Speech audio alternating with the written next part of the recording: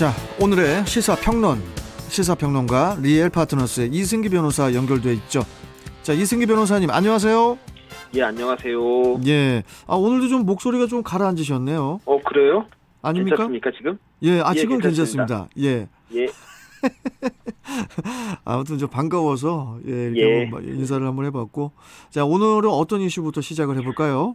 예, 첫 번째 이슈는 안 국민의힘 단일화 동상이몽입니다. 예, 그 안철수 국민의당 대표가 그 오는 4월 예정된 서울시장 보궐선거와 관련해서 국민의힘 측에 야권 단일화 방안을 제시를 했는데, 국민의힘이 주도하는 경선 플랫폼을 야권 전체에 이렇게 개방을 해달라는 그런 내용이에요. 예. 결국 전체 야권 후보들이 모여서 한 번에 경선을 해서 그 최종 단일 후보를 뽑는 그 야권 통합 경선, 일명 원샷 경선을 제안을 한 건데, 자, 어떻게 보십니까?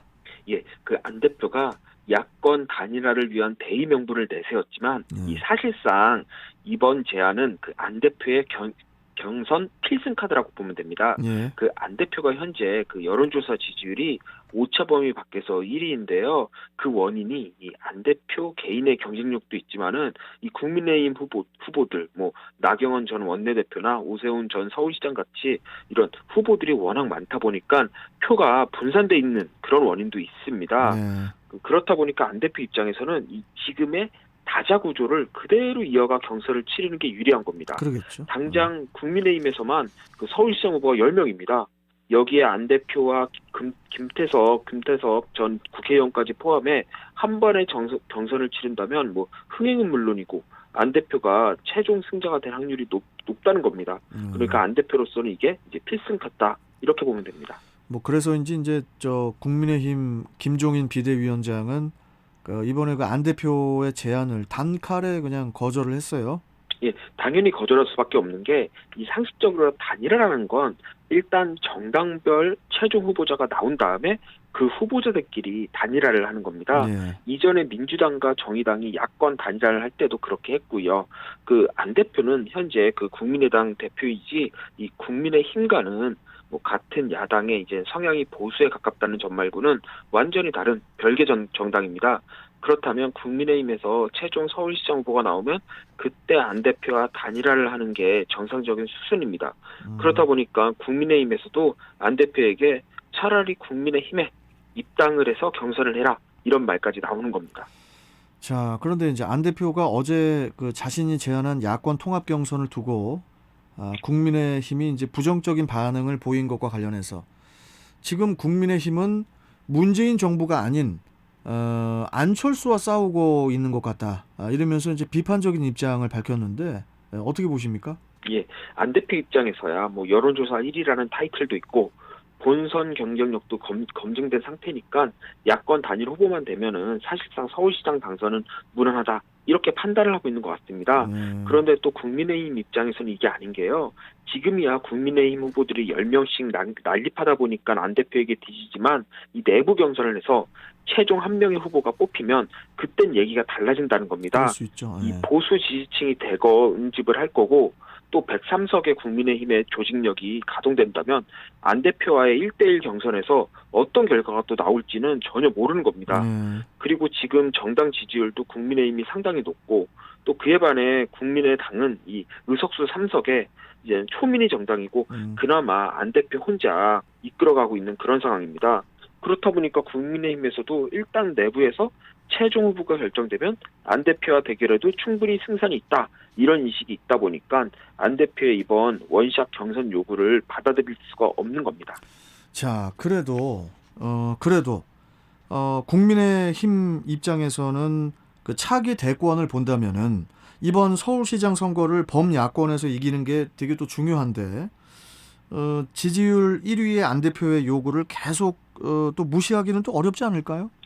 그 안 대표의 논리는 결국 이 국민의힘 후보가 정해지고 안 대표와 경선을 해서 만약 국민의힘 후보가 이겨 최종 서울시장 후보가 된다면 결국 안 대표를 지지하고 있는 이 중도 표심이 민주당 측으로 옮겨가 선거에서 패배할 수 있다 이겁니다. 그런데 그게 쉽지 않은 게 그 안 대표도 계속 정치를 해야 되는데 예. 의석수 3석에 그 국민의당으로는 한계가 명확합니다. 뭐 네. 지역 기반도 미비하고요. 그렇다 보니까 안 대표를 또 안 대표 입장에서는 향후 대권으로 가기 위해서는 결국 국민의힘과 같이 이제 거대 의석수와 확실한 지역 기반을 가진 이런 정당이 필요한 겁니다. 음. 그런데 안 대표가 그동안 이 보수 야권에서 공헌한 게 없습니다. 그러니 뭐 나를 도와달라 이런 말도 할 수가 없고요. 네. 그러니 이제 국민의힘 후보가 최종 서울시당 후보로 결정돼도 안 대표 입장에서는 뭐 선대위원장을 맡든 고문을 맡든 중도 표심이 떠나지 않도록 그 선거를 적극 도와서 당선을 시켜야 될 그럴 또 상황이 있는 겁니다. 그래 향후 대권으로 갈 때도 그 공을 인정받아 보수 야권의 지원을 받을 수 있다라는 겁니다. 예. 결국 안 대표는 이제 대중성과 인지도는 뭐 큰 장점이지만 그 확실한 정치 세력이 없다는 건 이 치명적인 약점인데요. 이 정치는 이 원맨쇼로 당선되는 게 아닙니다. 그 앞으로 그 범야권의 서울시장 단일화 경선은 이 국민의힘 후보가 최종 결정이 되면 그때부터 본 게임이 시작되는데 그때 이제는 안 대표의 이제는 정말 경쟁력이 어디까지인지가 이제 그때 확인이 될 것으로 보입니다. 이제 슬슬 서울시장의 또 이제 온도가 좀 점점 뜨거워지는 것 예. 같습니다. 예. 자, 계속 지켜보고 자, 다음 이슈 전해주시죠. 다음 이슈는 화려한 수상 실적, 표절은 내 운명입니다. 표절 작품으로 5개의 문학상을 수상한 사람이 있어서 이게 참 예. 논란인데 한 문장 한 문단을 표절을 한 게 아니고 아예 다른 사람의 작품을 그냥 통째로 베껴왔다고 해요. 예, 이걸 뭐 용감하다고 해야 할지 무모하다고 해야 할지 이게 참 말이 안 나오는데 이게 뭐 어떤 사건인가요? 예, 이 사건이 그 2018년 이제 소설 뚜리로 이 백마 문학상을 수상한 이 김민정 작가가 SNS에 자신의 소설 본문 전체가 무단 도용됐다. 그리고 이 도용한 사람, 뭐 이름이 이미 언론에 다 공개가 됐는데요. 이 손창현 씨라는 분인데요. 그런데 이 손 씨가 2020년 한 해 동안 5개의 문학상을 내 작품으로 수상했다라는 글을 올리면서 처음 외부로 알려지게 됐습니다. 네. 실제로 이 손 씨가 수상했던 이 뿌리라는 작품을 보면은 정말 제목도 그대로고요. 문장 하나하나까지 통째로 이 김민정 작가의 작품을 그대로 베껴왔습니다. 달라진 게 있다면은 원작에서는 예를 들어 이제 그냥 병원이라고 되어 있는 걸 손 씨가 포천병원이라고 살짝 명칭만 바꾼 그 정도입니다. 그런데 손 씨의 해명이 참 황당한 게요. 일단 자신의 잘못을 인정을 했습니다. 하지만 어떻게 말을 하냐면은 공모전 출품을 위해 준비했는데 글이 잘 써지지 않았다. 그래서 구글링을 하던 중에 한 편의 글을 발견해서 그 글로 여러 곳의 문학상에 응모를 했다. 이렇게 말했습니다. 그러면서 기성 작가의 작품인지 몰랐고 그냥 인터넷에 돌아다니는 글로 생각했다.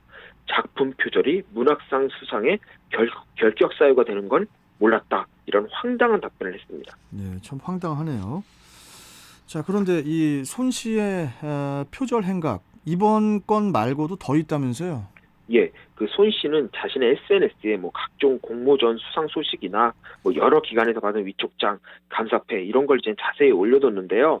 이 네티즌 수사대가 이런 손 씨의 이력을 하나씩 검증을 했습니다. 근데 검증 결과 충격적이게도 손 씨의 인생 자체가 표절이라고 볼 정도로 뭐 대다수 이력이 다 표절로 만들어졌습니다. 예. 대표적으로 이 디카시 공모전이라고 해서 디카로 찍은 사진에 5줄에서 6줄 사이에 이제 간단한 자작시를 적는 그런 공모전이 있는데 손 씨는 여기에도 다른 사람이 찍은 사진에 이제는 가수 유영석이 1994년에 이제는 발표했던 화이트의 후렴구, 그러니까 노래 화이트의 후렴구를 그대로 가져와 자작시처럼 이제 썼습니다. 그런데 표절 의혹이 제기돼 이제 당선이 취소되자 오히려 손 씨는 야 이거 공고문을 보면은 창작시를 쓰라는 글이 없었다. 그래서 노래를 인용한 거다라고 하면서 뭐 취소된 거에 대해서는 또 소송을 제기했다고 합니다. 그리고 지난해 10월 손 씨가 2020 이제는 혁신 아이디어 공모전이라는 게 있는데 여기에 뭐 공공 데이터를 활용한 신개념 자전거 내비게이션 어플리케이션이라는 이런 아이디어로 특허청장상을 받았습니다. 그런데 이것도 그 시중에서 있는 이제 리포트 유료 판매 사이트 있지 않습니까? 돈 내면 리포트 다운받는 거기서 돈을 주고 구매한 걸로 알려져 있습니다. 그 외에도 뭐 손 씨가 너무 다양한 분야에 수상을 했는데 뭐 거의 전부가 뭐 대다수가 다 표절로 밝혀졌습니다. 아니 되게 황당한데 왜 이런 행동을 했을까 싶은데 아니 너무 허술해가지고 어차피 나중에는 걸릴 게 뻔한데 이게 뭐 뭐 SNS를 통해서 자신을 이렇게 과시하려는 그런 마음이 가장 컸을 것 같기도 하고 어떻게 보십니까? 예, 뭐 구체적인 이유야 손 씨만이 알겠지만 손 씨의 SNS를 보면 어느 정도 답이 있는 것 같습니다. 뭐 앞서 말했지만 손 씨는 그 SNS상에서 아주 화려한 수상 기록, 뭐 감사패 수상 뭐 실적 뭐 이런 거를 치장을 했습니다. 뭐 지금은 이 SNS라는 공간이 내가 어떤 사람인지를 밖에 보여주는 역할을 하는데 그렇다 보니까 이 실체가 어떻든 간에 SNS상에서 내가 어떻게 보여지는지가 중요한 겁니다. 손 씨 역시 SNS상에서는 적어도 자신이 다방면에 능통한 능력자로 이제 포장이 된 건데요. 네. 결국 이를 보고 부러워하는 사람들의 시선을 즐긴 게 아닌가 그렇게 보입니다. 그리고 또 하나 문제는 이렇게 대놓고 하는 표절을 왜 주최 측이 못 잡아냈냐는 겁니다. 보통 우리가 대학 입시에서도 이 수십만 명이 내는 자소서도 자소서 표절 검색 프로그램이 있어서 표절률이 몇 %라고 해서 잡아내는데 이 정부나 권위 있는 기관이 하는 이 공모전이 이 정도 허술하다? 이것도 문제입니다.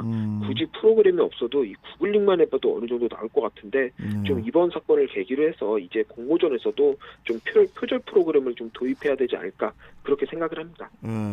아니 그런데 저 우리 이승기 변호사께서도 시인이라고 하던데요, 맞나요? 예, 맞습니다. 지난해 2015년에 제가 등단을 하긴 했는데 원래 시를 그래요? 잘 쓰고 그건 아니고요. 좀 한정원 시인님이라고 좀 이게 우리 문학계에서 존경받는 분이 계신데 그분을 모시고 아주 하나하나 사서받아서 스승님이 이 정도면 이제 좀 등단을 해도 되겠다라고 해서 이제 그때쯤 등단을 했습니다. 이제는 하산하거라. 이래서 이제 하산을 하신 거예요. 예. 아니 그러면 시인으로서 이번 표절 사건이 이렇게 더 와닿을 것 같기도 한데 이번 사건 어떻게 보십니까? 사실 시 한 편 쓰는 게 보통 일이 아닌 게 이 변호사 의견서 쓰는 건 정말 시 쓰는 거에 비하면 아무것도 아닙니다. 이 시는 결국 예술이고 창작이다 보니까 정말 이거를 새로운 걸 만들어내고 창작해낸다는 게 보통 곤욕이 아닙니다. 그렇다 보니까 이제 저도 작품 쓰기가 이게 보통 일이 아닌데요. 뭐 이번 사건도 손 씨가 어쩌면 예술을 너무 쉽게 보지 않았나, 너무 쉽게 그 가치를 얻으려고 한 게 아니냐. 이게 문제입니다. 결국 쉽게 얻으니 무너지는 것도 한순간이었던 거고요. 그렇네요. 참 역시 그 시인다운 마무리 말씀이셨습니다. 자, 오늘 말씀 여기까지 듣고 언제 한번 저 시 저기 한번 저 읊어주세요 나중에. 네, 한번 갖고 찾아뵙겠습니다. 알겠습니다. 자, 내일 또 뵙도록 하겠습니다. 고맙습니다. 예, 감사합니다. 예, 자 시사평론가이자 시인이시죠? 리엘 파트너스의 이승기 변호사와 함께했습니다.